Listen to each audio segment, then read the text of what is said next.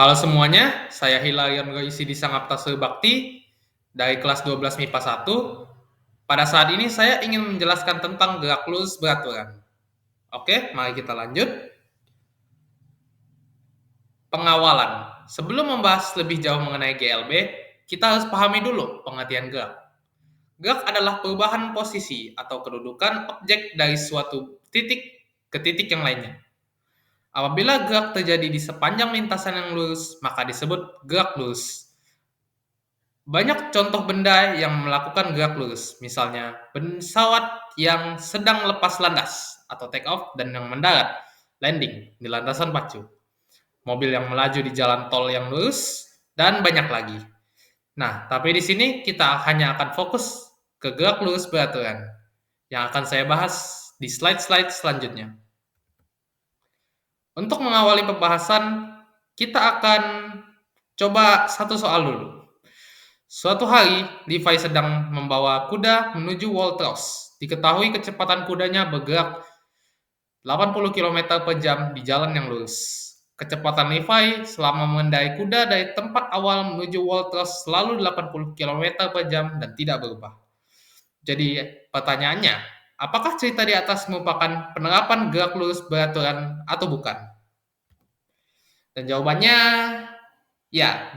adalah cerita tadi merupakan penerapan gerak lurus beraturan, karena Levi tadi mengendarai kuda secara garis lurus dengan kecepatan yang konstan, yaitu 80 km per jam, yang dimana dua syarat gerak lurus beraturan sudah terpenuhi, yaitu berada pada garis lurus dan kecepatannya konstan, yang dimana sesuai namanya gerak lurus dan beraturan.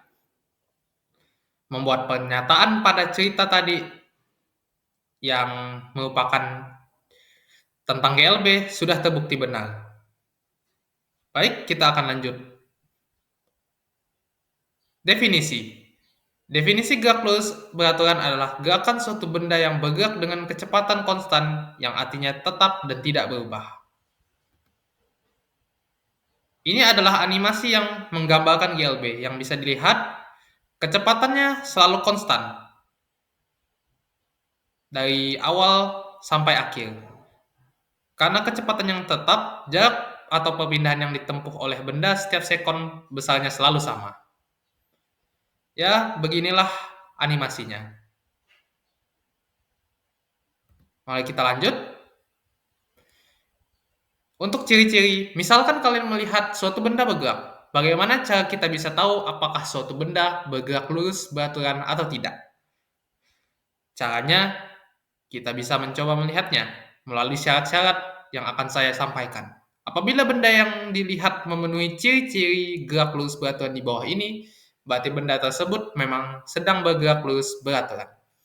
Pertama, berada di sebuah lintasan lurus.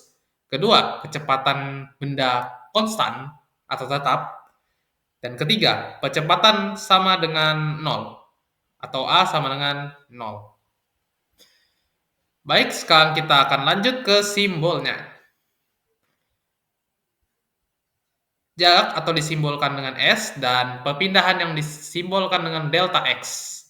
Pertama kita bahas jarak dulu. Jarak adalah jumlahan panjang lintasan yang ditempuh suatu objek, sedangkan perpindahan adalah seberapa jauh suatu objek berpindah dari titik awal ke titik akhir, tanpa mempedulikan arah lintasannya. Dan simbol kedua yaitu waktu, atau disimbolkan dengan T. Selama beberapa lama waktu objek itu bisa disebut waktu. Atau ingin lebih tepatnya lagi, seberapa lama suatu objek untuk menempuh jarak tertentu. Biasanya, dalam rumus gerak lurus beraturan, waktu disimbolkan T kecil. Untuk kelajuan dan kecepatan rata-rata memiliki simbol yang hampir sama. Cuma bedanya kecepatan rata-rata memiliki bar di atasnya. Dan saya akan menjelaskannya lebih detail. Kelajuan yang disimbolkan dengan V kecil adalah seberapa cepat gerak suatu benda-benda untuk menempuh jarak tertentu. Sedangkan untuk kecepatan rata-rata yang disimbolkan oleh V bar, kecepatan rata-rata secara statistik adalah nilai tengah yang mewakili semua nilai kecepatan yang ada. Oke, untuk simbolnya itu aja. Mari kita lanjut ke slide selanjutnya. Nah, di slide sekarang kita akan melihat rumusnya. Dan saya akan membahas rumusnya dengan baik. Baik, pertama-tama ada rumus dasar yang menjadi penjabarannya, yaitu sebagai berikut. V alias kecepatan sama dengan S alias jarak dibagi dengan waktu alias T. Oke, mari kita lanjut. Nah, kita masuk di soal pertama. Baik, untuk soalnya adalah sebuah mobil bergerak dengan kecepatan tetap, yaitu 45 km per jam. Dan soalnya menyuruh hitung jarak yang ditempuh mobil selama 10 detik. Bisa dilihat dari soal yang diketahuinya ada dua, yaitu kecepatan sama dengan 45 km per jam dan waktu sama dengan 10 detik. Dan yang ditanya adalah jaraknya alias S. Untuk jawabannya adalah tinggal dikali saja, yaitu jarak sama dengan kecepatan dikali waktu. Jadi sama dengan 12,5 meter dikali 10 sekon. Dan hasilnya adalah 125 meter. Dengan demikian, jarak yang ditempuh mobil selama 10 detik adalah 125 meter. Baik, kita lanjut ke rumus yang kedua. Dalam rumus ini, jarak dan kelajuan sedikit berubah, yaitu seperti rumus di bawah. Perpindahan atau delta X adalah sama dengan kecepatan rata-rata dikali waktu. Baik, kita lanjut. Soal kedua. Levi bergerak ke arah utara sejauh 8 meter selama 6 detik. Lalu setelah itu Levi belok bermanuver ke arah timur sejauh 6 meter selama 4 detik. Pertanyaannya adalah 1. Berapa jaraknya? 2. Berapa perpindahannya? 3. Berapa kelajuannya? 4. Berapa kecepatan rata-ratanya? Kita akan lanjut lagi. Diketahui ada S1 atau jarak AB sama dengan 8 meter. S2 atau jarak BC sama dengan 6 meter. T1 atau waktu AB sama dengan 6 detik. T2 sama dengan 4 detik. Alias T2 ini maksudnya T, B, C. Waktu. Waktu B dengan C. Dan yang ditanya adalah jarak. Dan untuk jawabannya adalah jarak sama dengan jarak 1 ditambah jarak 2. Memang sesimpel itu. Jadi ya udah, kita tinggal jabarkan. Jadi jarak sama dengan 8 ditambah 6 dan hasilnya adalah 14 meter. Jadi jarak Levi ke titik akhir adalah 14 meter. Oke, untuk soal kedua ini memang butuh sedikit penjelasan. Untuk mencari perpindahan, yang dihitung bukanlah penjumlahan panjang lintasannya yang berwujud panah ke utara dan panah ke timur itu. Itu untuk menghitung jarak. Tapi jika Anda ingin menghitung perpindahan alias delta X, yang dihitung adalah seberapa jauh objek bergerak dari titik awal sampai titik akhir. Seperti yang ditunjukkan oleh panah hitam tebal yang lurus ini. Yaitu dari titik awal alias A sampai ke titik akhir, yaitu C. Dan dia selalu satu arah dan garis lurus. Dan karena pada soal ini dia bergerak dari arah ke utara lalu ke timur, dan jika kita ingin mencari perpindahannya, maka akan membentuk segitiga. Dan cara mencarinya jadi sama dengan cara mencari segitiga, yaitu dengan cara Pitagoras, yaitu jarak A titik A, B, dan titik B, C masing-masing ditambahkan, dipangkatkan 2, lalu diakar. Setelah itu masing-masing hasil pangkat ditambah dan hasil pertambahannya diakalkan, dan itulah hasilnya. Untuk lebih jelasnya, kita akan lihat di slide selanjutnya. Diketahuinya adalah jarak 1 atau jarak AB sama dengan 8 meter, jarak BC sama dengan 6 meter,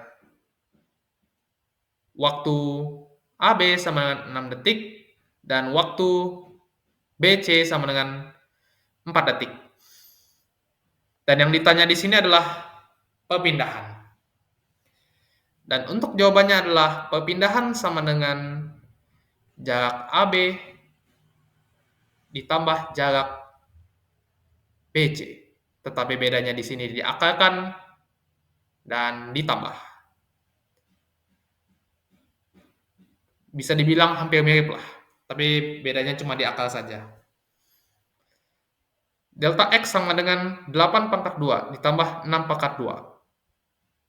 Habis itu menghasilkan akal 64 ditambah 36, yang hasilnya 10. Jadi perpindahan Levi ke titik akhir adalah 10 meter. Untuk soal C, diketahui S sama dengan 14 meter, T sama dengan 10 detik, yang ditanyanya adalah kelajuan. S itu adalah jarak dan T itu adalah waktu. Jadi jawabannya adalah kelajuan sama dengan jarak dibagi waktu. Artinya V sama dengan 14 dibagi 10 dan menghasilkan 1,4 meter per sekon. Jadi kelajuan Levi ke titik akhir adalah 1,4 meter per sekon. Lanjut, diketahui perpindahan sama dengan 14 meter dan waktunya sama dengan 10 detik. Dan ditanya, kecepatan rata-ratanya berapa? Dan jawabannya adalah V sama dengan delta X dibagi T, alias kecepatan rata-rata sama dengan perpindahan dibagi waktu. Jadi menghasilkan V sama dengan 10 dibagi 10, yang hasilnya sama dengan 1 meter per sekon. Jadi kecepatan rata-rata Levi ke titik akhir adalah 1 meter per sekon. Dan sekarang kita sudah sampai di bentuk grafik. Bentuk grafik pertama bisa kita lihat di sini. Seiring berjalannya waktu, posisi benda yang bergerak akan berubah. Sesuai dengan rumus yang bisa dilihat di situ, untuk mencari X atau posisi, kamu hanya perlu mendapatkan posisi awal X0 dengan hasil perkalian kecepatan dengan waktu. Bentuk grafik 2 bisa dilihat pada grafik di samping, garisnya lurus horizontal. Itu karena kecepatan pada gerak lurus beraturan konstan alias tidak berubah-ubah. Jadi seiring berjalannya waktu, kecepatan gerak benda tetap sama dan tidak berubah alias konstan. Bentuk grafik 3. Untuk grafik percepatan waktu, garisnya lurus saja, horizontal di A sama dengan 0. Karena ingat, tidak ada percepatan dalam GLB.